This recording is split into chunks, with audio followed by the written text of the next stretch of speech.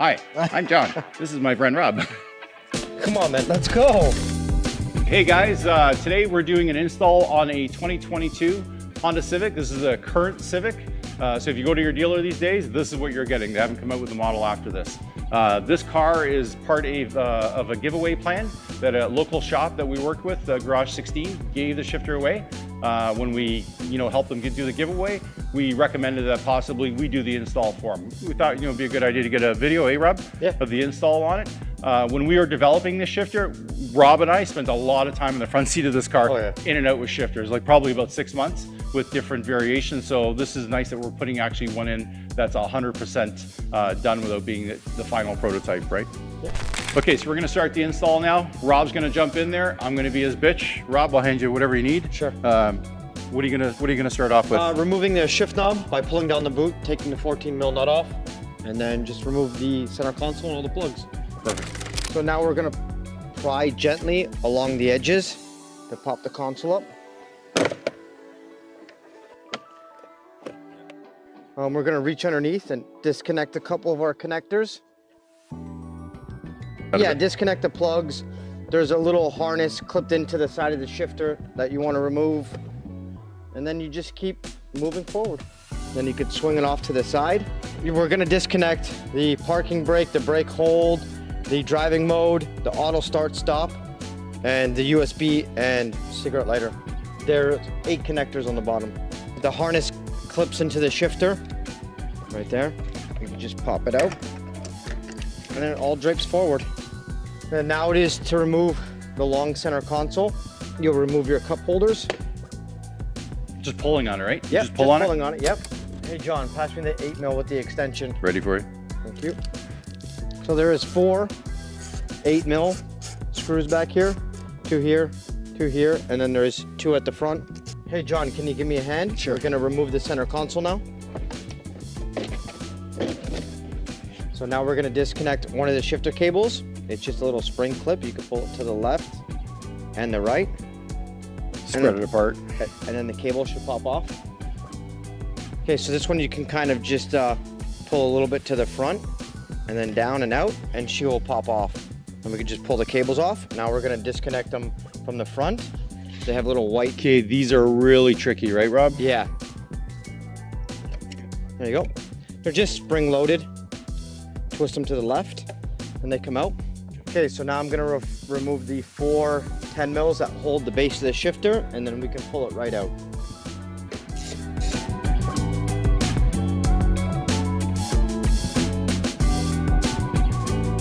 So now that we've done our shift cables and our 4 mounting bolts, we are ready to remove it and put our 11 gen billet shifter in.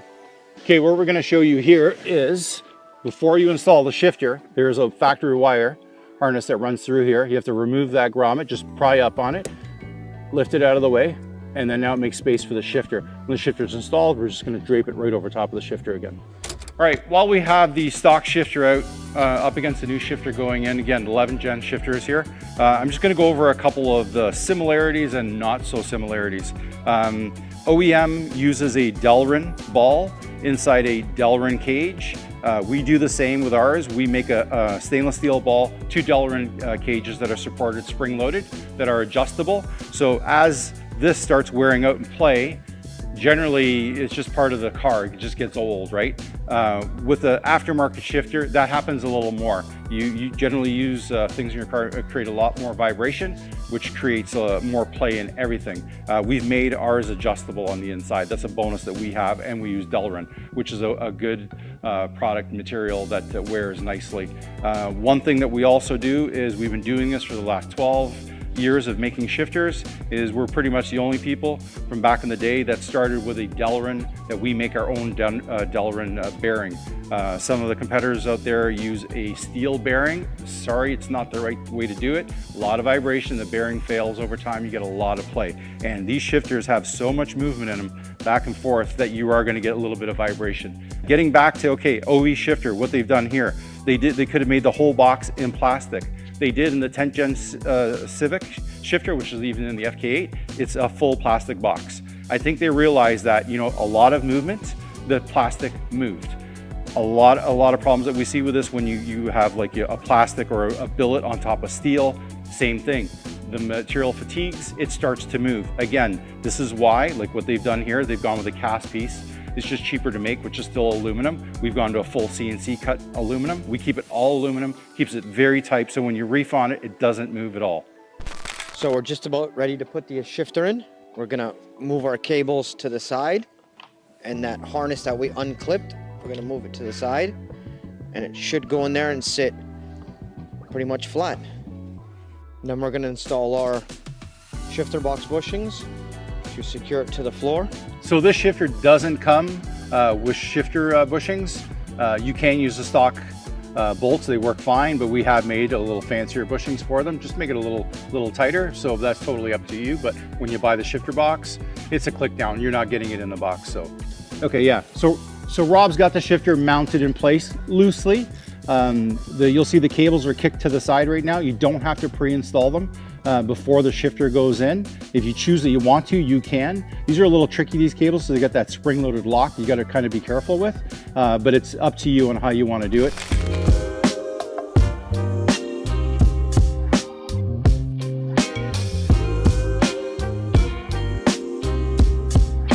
So once you have your front and back cable installed, you can just reclip it on.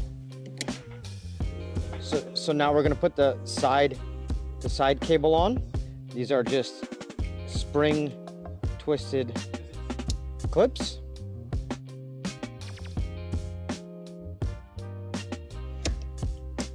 That's it.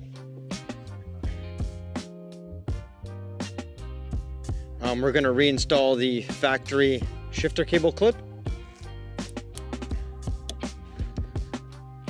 And that is all. Okay, now that we got the shifter fully installed, you should fully check the function of it. Oh, it feels good. Way better than the stock shifter. Now we'll go back and reinstall the center console, and we should be done.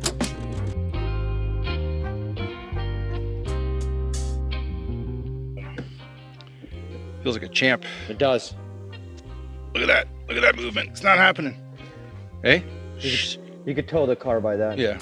Okay, Rob, I'm going to pass you the center console. Time to put this in next. Yep. Just grab it there. Yep. Okay. Oh, yeah. It's okay. See, at this point, you just want to make sure that all your wires are not getting pinched anywhere, and you want to make sure that all your plugs are exposed that you got to connect to, because once you bolt this all down, it's a little harder to find the plugs to connect to the next part there we're going to install. Okay, so Rob's just putting everything back in. It's pretty much backwards to taking it out. One thing I would say to be careful is that you are able to plug all your connectors in. As you saw at the beginning, we counted them. There's 8 connectors. So maybe just as you're plugging them in, just count them. That way you know that everything's hooked up. These cars are very sensitive. It's not that you'll fire it up and that one your switch won't work anymore. It'll give you a check engine light. Sometimes those, or a fault code in your on your dash, and sometimes those codes will need a trip to the dealer. So just make sure everything's plugged in. Just be extra careful. So Rob's got the interior all back together. Now we're just going to finish it off with our 3-piece shift knob. Okay, so you just separate the knob from the dress-up collar. You'll slide the dress-up collar down. You'll put your jam nut on. What the jam nut does is it helps locate. Some shift knobs have they'll have a 1 to 5 or 1 to 6 on them, and you have to line them up. So that allows you to line it up, or a sticker or a logo. So then you screw your shift knob on, and then bring your jam nut up. I have the wrench. Get it as straight as you can be. We are gonna tighten our jam nut up, and then you put up our dress-up collar. Just hides it. That's it. Another thing that we do throw in the box with our shifters is this little handy little Allen key set. What it has is all the Allen keys you would need to adjust your shifter height. If you want to rotate it so you can spin it around 360 degrees. We just made something pretty versus, from back in the day, we give you a little bag of Allen keys. So we're all done here now. Last thing to do is Rob's going to take it out for a test drive, make sure it's okay, and he's going to hand the keys off to Steve. And hopefully he enjoys it as much as we have while sitting in the car playing with it. Again, we want to thank the guys at Garage 16 for putting this giveaway together and helping a guy like Steve. I guess he's a frequent shopper there, and he won the prize. And today he's been able to not only get a shifter, but he's been able to get us to install it. And it's nice for us to see a final product in the car. And at the end of the day, we're going to get some feedback from him, which is always nice.